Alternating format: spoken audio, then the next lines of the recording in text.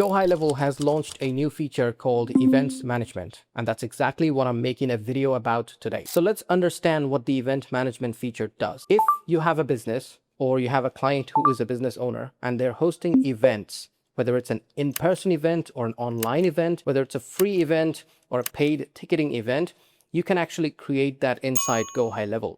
And the Event Management feature will allow you to track the registrations, ticket sales, the scheduling itself for the event, and lots of other exciting stuff. So I'm going to give you a full walkthrough of this feature. So watch this video till the end, and now let's go to my screen. Okay, we will go to GoHighLevel shortly, but I just wanted to talk about a few very important things. Once you create an event inside GoHighLevel, every time someone registers for that event, they will land inside GoHighLevel in that sub account as a clean contact record. So you can add the contact to your CRM, your lead nurturing, review management. You can do usual automations on that contact. And you can accept payments, obviously, because if it's a paid event, you can accept payments through the gateway that you have connected. We use Stripe. You can use others like Square. You can use Authorized.net, NMI. There are so many payment gateways that integrate with GoHighLevel. Now, what we're going to do is we will implement a test event so you can see how the event management feature works.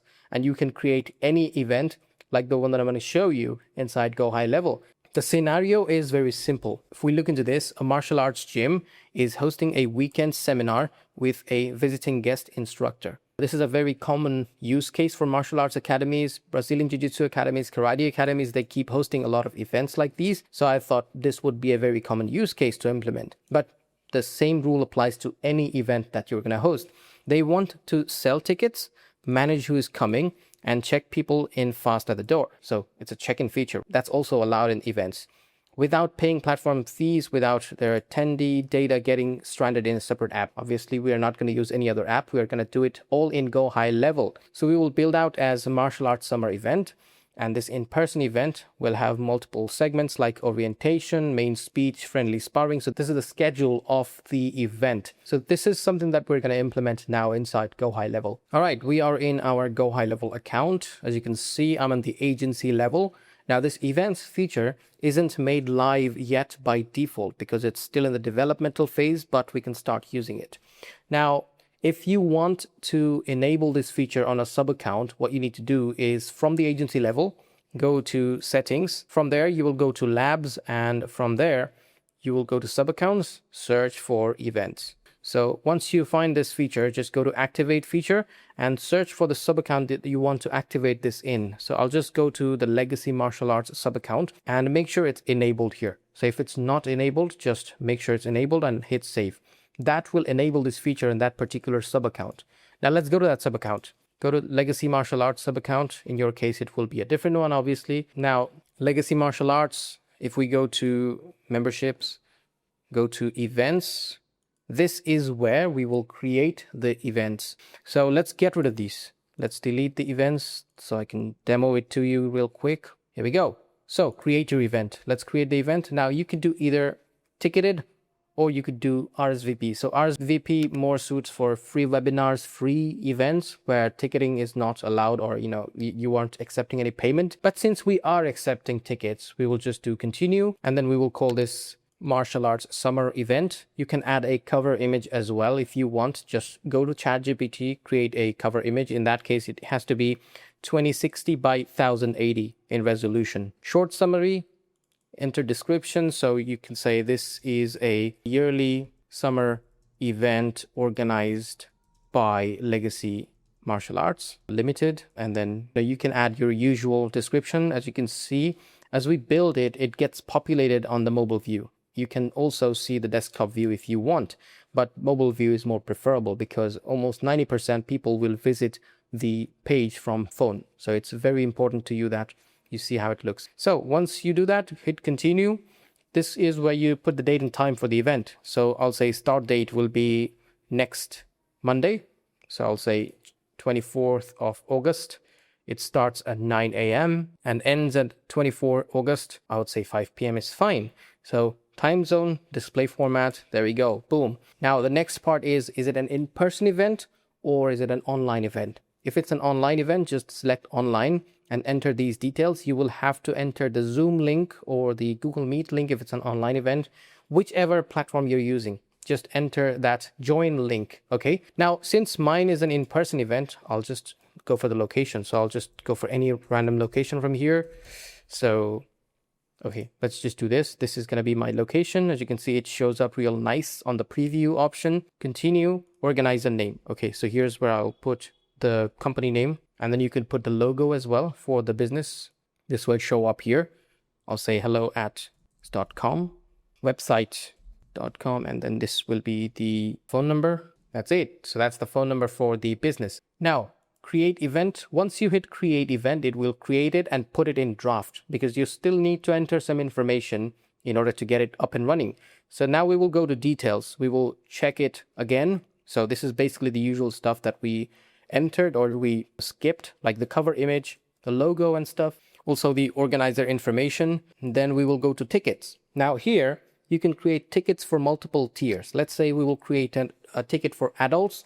Another one we will do for kids. So if you hit create ticket, we will say adults tickets, fixed price. We can say it's 30 GBP. So we can just search for GBP, 30 pounds. Quantity. So how many tickets are you selling? Let's say 20. So 20 for adults. Ticket sale. So when should the ticket sale start? So from when should the people be able to buy the tickets? So I will say from now until the event starts. Or you could say a day before the event starts. So it starts in 24. I'll just allow it to be active till 23rd. So save ticket, that's it. That's your adult ticket. One more. So create new. This one will be for kids. And this one will be slightly lower. So it will be 20. And then same thing, GBP quantity will be, let's say 20. And then it starts from today until 23rd of August. Save ticket. So these are the 2 tickets we have. You can add more if you like. Now we will go to schedule. Here is where we will create the schedule. So what do we have here? So first we have orientation. So let's go. Orientation will be from day 1. Yeah, so that's the only day. So if it's a multi-day event, we can add days here. Then we can do starts from 9 a.m. till 10 a.m. I would say. That's the orientation. So you can enter the details or what will happen during the orientation phase. We will say the host will speak for a bit and that kind of stuff. You can add schedules here. That's it. So that's our first schedule. Another one, main speech. So main speech will be by the guest who's come for the event. And then we will do 10 a.m. till, I don't know, like 11:30 maybe. That's it. And now you can add the speaker's information as well. So we will say Professor John Smith, and then you can write some stuff about John Smith, and then you can add his headshot here. So let me just see if I can add one of my headshots. I'll be John Smith in this case. I don't mind. Yeah, let's use this one. What the hell? Okay. So I'll just hit save. I just want to see the preview. Okay. So add speaker. There we go. So that's the schedule. So similarly, you can add the other schedules as well. I just don't want to waste your time showing the same stuff all over.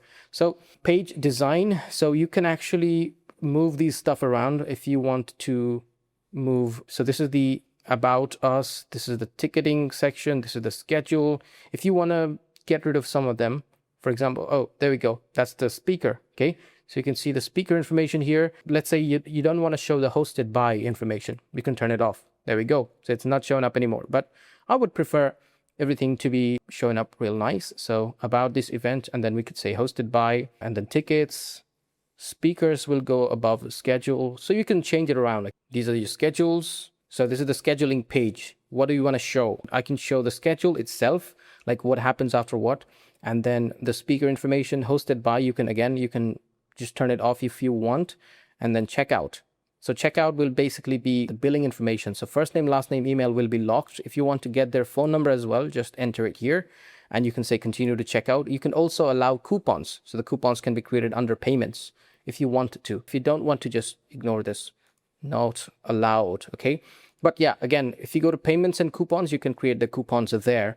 And then if you allow coupons, they will be able to redeem that here and then save change. Now that's it. So once you are done, the last thing you want to do is go to settings and then go to notifications. So here are all the notifications going out to the registrants and to you as someone who created this event as well. So new registration alert. So this will go to you. If you want to change this, you can go ahead and change this, but I would say it looks pretty well. Now, if we go back, discard changes, daily summary email. So this will send you a daily email on how many registrants you've got, how many people purchased, and that kind of stuff. So if you want to close it, just don't allow it, save and continue. So daily summary email will be off. I don't want to get emails daily. Registration confirmation. So this goes out to the person who bought the tickets, your tickets for event name. Again, if you want to change any of that, you can, but yeah, if you want to add any extra information, what should you bring? You should bring water, you should bring this, clothes and stuff like that. You can add that here. Then going back to this, we have reminders, we have event update notifications. So if you make any changes to the event, this email will go out to the registrants. So you can make any changes if you want to this as well. So I'll just hit cancel and then post event follow-up. If you want to send a follow-up email after the event, you can do this. And by the way, you can do email, SMS, and WhatsApp. If you have a WhatsApp subscription, you can do this, but I would send an email and SMS. Usually for events, I would send a registration confirmation email. So just enable this. So this SMS would go out once someone registers for the event. That's it. So once you publish this, and also you can change from name from email here, and we go to preview now. So that's how it's gonna look like. Okay, there we go.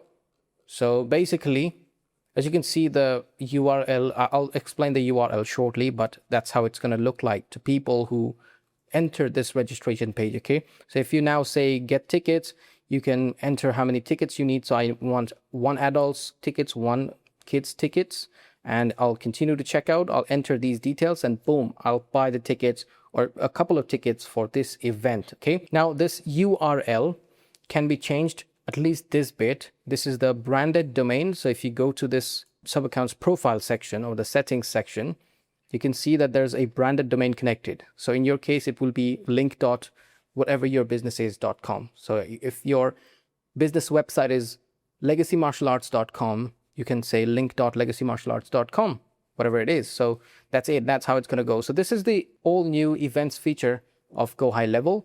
You can share this event with someone, and this will be the link that you will be sharing. So if you're running ads or anything like that, or you're sending an email to people to let them know about the event that is going to take place, you're sharing this URL. So that's how we create events inside GoHighLevel. Again, it's pretty cool. There are workflows as well, but I'll wait for some days to make videos on the automation part. For now, it's actually pretty good because it sends all the notifications and reminders and stuff from here. If you want to know more about these stuff, like any update in GoHighLevel or any feature in GoHighLevel, you can join my school community, link in description.